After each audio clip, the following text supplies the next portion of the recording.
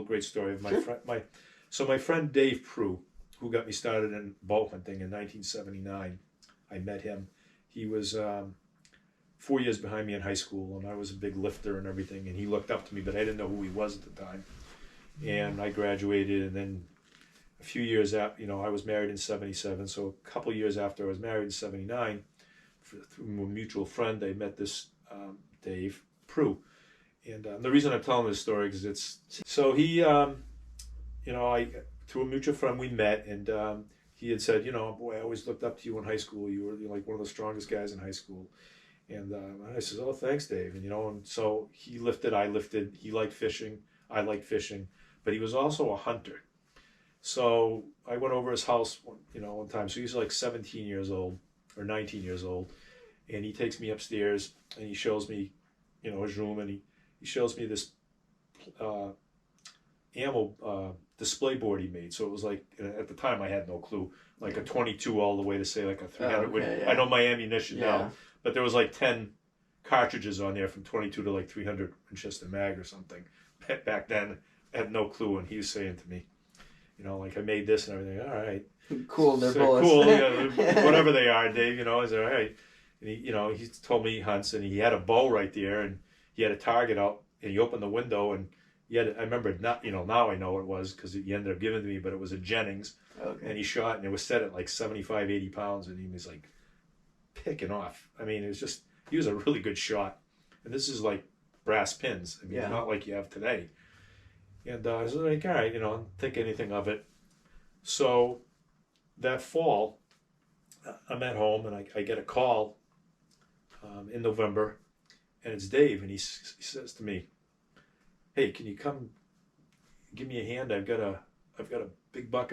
He had an old Lincoln Continentals in the back of my truck to take it out of my trunk. And I go, Dave, I don't want to see a dead deer in the back of your trunk. He says, no, I need a hand. I said, Dave, I'm not going over there to help you pull a deer out of your trunk. So a couple of days later, I don't go over, and I feel bad to this day, but I wasn't, like it wasn't something I wanted to do. Yeah. So a couple of days later, we have Manchester Union Leader, and I'm opening up, and the sports page is a picture of Dave, and it says the buck stops here. Dave Prue, 19 of, No way. where he lived, 203-pound 6-pointer. Sheesh. And he got the deer butchered for free, mounted for free, and I think a 30-06 rifle, because his father had entered it in the Pointers Club in Bedford. But that's not the whole story. Is what I would find out a little later is that Saturday when he shot that buck, Friday night where he worked, a bunch of guys were going hunting, and they just happened to ask him, Dave, and he's one thing I've known, after being around him all these years, he's a really good shot, always has been, because he was shooting since a young age. So that Friday night before they went out, they asked Dave, hey, they were being nice because he was this young kid and they were all older guys. He says, you want to go hunting? We're going to Sutton, New Hampshire. Sure. So he doesn't have a lot of gear, and he meets up with these guys, and they go to Sutton, New Hampshire to hunt. And I think there was 5 or 6 of them, and they tell Dave, we're going to be hunting up on this mountain, and we're going to be pushing or whatever. We're going to be all over the place. If you shoot something, fire 3 rounds off so that we know that you got something. Mm-hmm. So those guys went, and I think it was around lunchtime, Dave kind of hung around down in the lower section. He didn't really do very much. And he was sitting there, and his doe came out in that buck. So he grabs his bolt action, and he 270, and he drops that buck right in its tracks. So I don't know, probably like an hour goes by, and one of the guys comes down, another guy, and they see him and the buck, and the guy's kind of like, Jesus, Dave, I told you, you shoot something, you're supposed to fire off 3 rounds so we know that you shot something. He goes, I couldn't. I only had 1 cartridge. And they said, you only had 1 cartridge? He goes, yeah. I peeled it off my cartridge display board in my room. It was so he took the glue off where the primer is. He had one round. That's all he had. So he shot that buck with that 1 round, and that was it. And that's a great story. That's a really cool story. The following year, I got into shooting the bow and looking for sheds that, we're trying. And he's the one responsible for him. We're still together we haven't hunted in years. We're up there in age, but he's had a lot of hardships, but he's a really good person, and he's always in great spirits. Wow. But that's kind of how I love that story, you know. Yeah, that's that really when that cool. cartridge board that peeled off that one bullet that night before, and you know, that's confidence. Yeah, I mean, and that's kind of I've had to live within my means. Like even in Idaho, when I was at college, like I have a really good buddy named Chase Chris, and he was letting me use his bow. Like I didn't have a bow, I barely had any camo, and I was wearing like a Patriots sweatshirt underneath my camo, and like sitting out there in the freezing cold. I got frost on my eyebrows. I'm like, why am I sitting out here hunting? And I killed my biggest bow buck. I've killed a bigger buck with a gun, only one, but that was my biggest with a bow. And I was just like, man, this is crazy. Like I'm using someone else's bow. My first deer ever was with a shotgun, and my dad put in buckshot instead of a slug. So I broke the thing's legs and got one pellet in its lung, so he had to go finish it off. Like, and I'm like, why didn't you put a slug? And he's like, well, I didn't trust that you'd actually hit something. And I'm using a 12 gauge self-defense shotgun with a little gold bead on the front, not meant for hunting because we didn't know what we were doing. And I'm just like, looking back at it now, I'm like, I'm lucky I even killed anything because it's just so funny. But I did, you know, when we come back to 87, when I first started hunting and buying a gun, I could not shoot with beans because I flinched, because I just, you know, the shotgun, the 12 gauge, I'd get it on a rest and I would flinch, and it's like, it took so much shooting and trying to concentrate, and I'm still not a very good shot off of the rest. I don't flinch as much, but I just, for some reason, the sound always bothered me. But you put a buck in front of me, you know, almost all these are all one-shot kills. I don't have a single problem. I don't know what it is, just something. Are they ever on the walking, or do you stop them? Like what? Most of these have all been within, I think I've only had two that were probably 40. In 1 mile, turn right to merge onto State Route 101 east toward I-293. Probably from here to the Bear. And that means you're doing something right. Because like I said, I set up on ridges. I set up on ridges because I know how they travel, the wind, how it comes out, how, you know, the wind direction and the currents, you know, like you kind of, if it's coming from one direction and they're moving through this piece and you set up, you know, I always say make yourself small, get yourself up against a big tree. Yep. Don't move. You know, I like my gun on my knee, and I kind of just stay in that position, you know, and they come through and they have no clue. I mean, I have one of my favorites is this buck come out of his bed at 3:45 in the afternoon, way up in this ridge where it kind of narrowed, you know, it was like just a very narrow edge, and I had a feeling he was bedding right up in this rocky piece right up above me, and I'm way up there, and he came walking down, and I'm sitting up against this pine tree, you know, making myself small, all camoed, and he walks right in front of me, and he turns to scrape, and I got my muzzle loader, and I put it right on his shoulder, right there. I mean, if you took my muzzle loader and my Encore and you doubled it, that's how close he was. Wow. And and it was just like a slight breeze in my direction, and I watched him come right down the trail, right in front of me. That's so cool. Yeah, it's majestic. It is. It's really. I mean, I would, you know. So that's where that buck was. Now think of where a lot of guys are hunting that day or whatever, if they're even up there.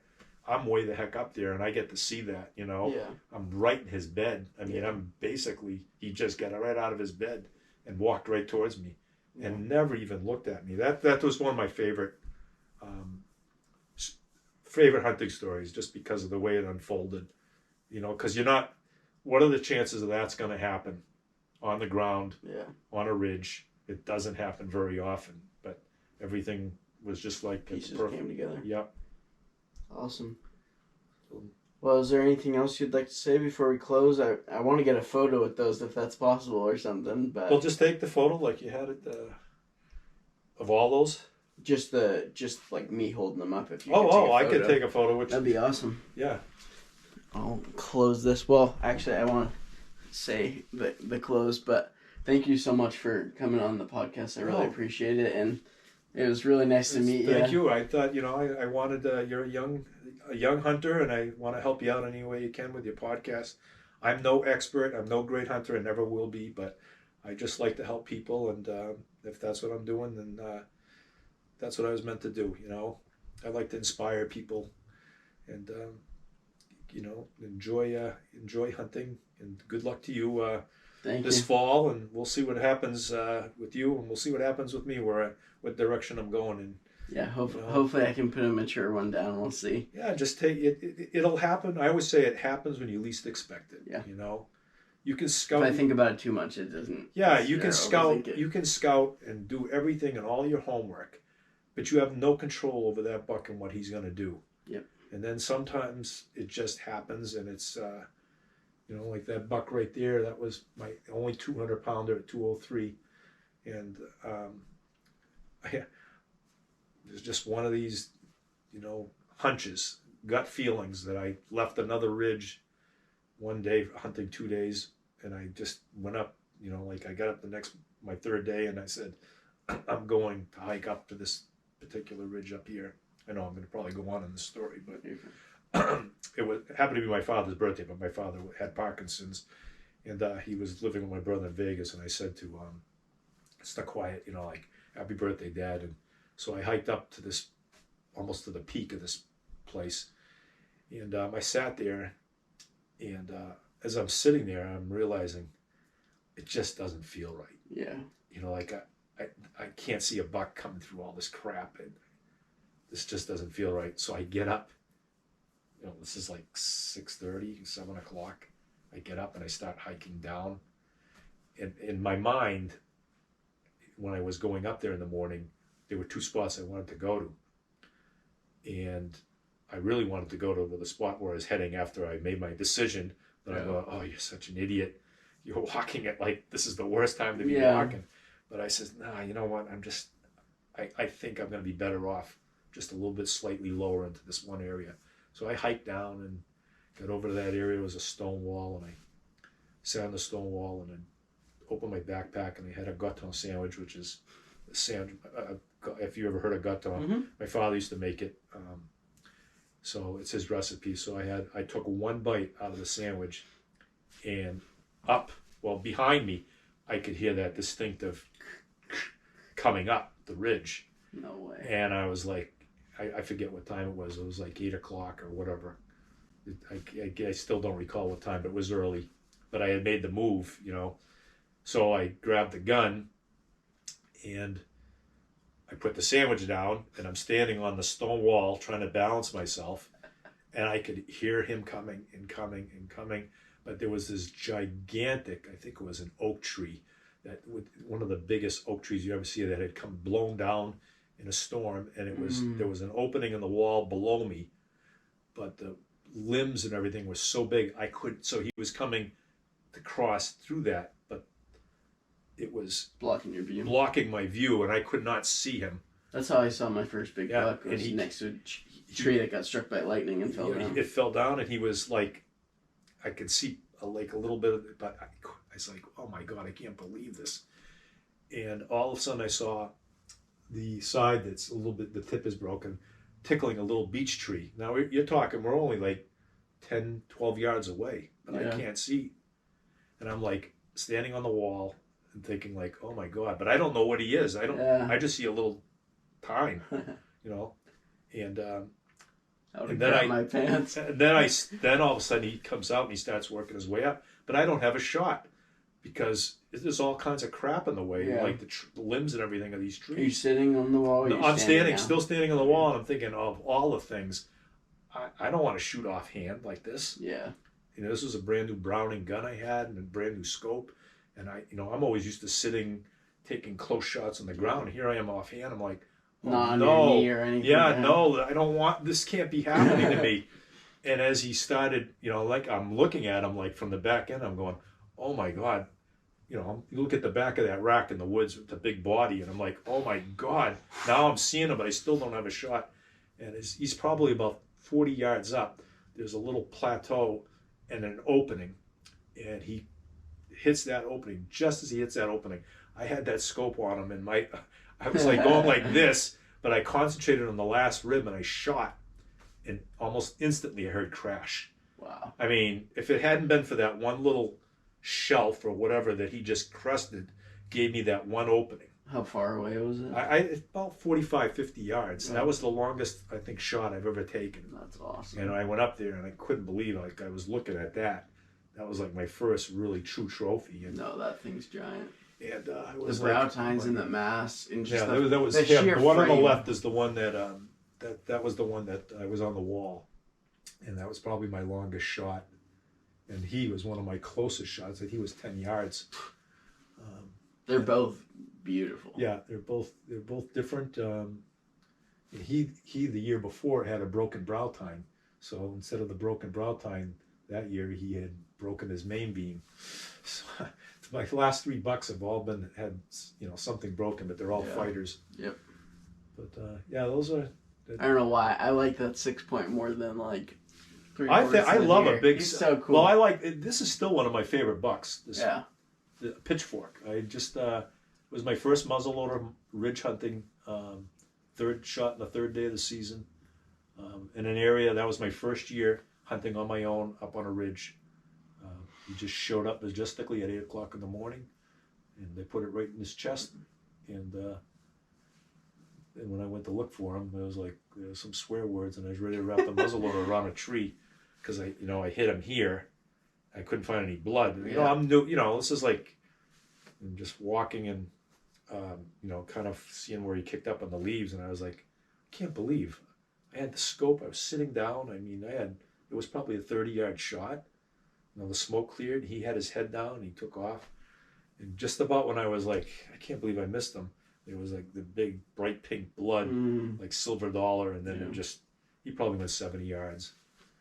Awesome. So when you go from like low of lows to high of highs, and I've had it with the buck I told you earlier with the 10. Yep. From the highest of highs to the low as you can get. It happens. So which ones you want to hold here? The big. Believe how much this buck weighed. How much did he weigh? I would say when I saw him in January, I don't think he weighed more than 125, 130 pounds. Really? He was small. Those antlers on his head look ridiculous. That thing is like I saw him about 35 yards in front of me. It was the smallest deer I think I've ever seen. With that deer and this particular buck here. Do you want to hold this up just for a comparison for viewers, like how palmated he is? Wow. He's got bladed, he's got holding horn, he's got everything going.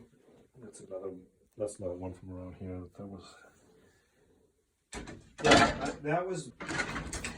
This is this is what I called this is the one I found this year. I found this in January. Oh, wow. I got video of him. Sweet. I couldn't find the other side. Oh, here it is. This is a cool one. I found this in a swamp up there. Yeah, they call him my, he's even got a start of a drop time there. Cool, oh, my goodness. Not a big rack, but, just a lot of character. Freak. And I found him the following year because this was in the swamp in the water like this. Yeah, it looks a little so it color. never got chewed or anything, So it was I didn't see this. He's got a little dropper. Nub. And there have been some drop tines up there. Very small buck body-wise. No more than 120, 130 pounds. Wow. Almost like a blade. Yeah. I know you're tired, but come. This is the way. The question you've been searching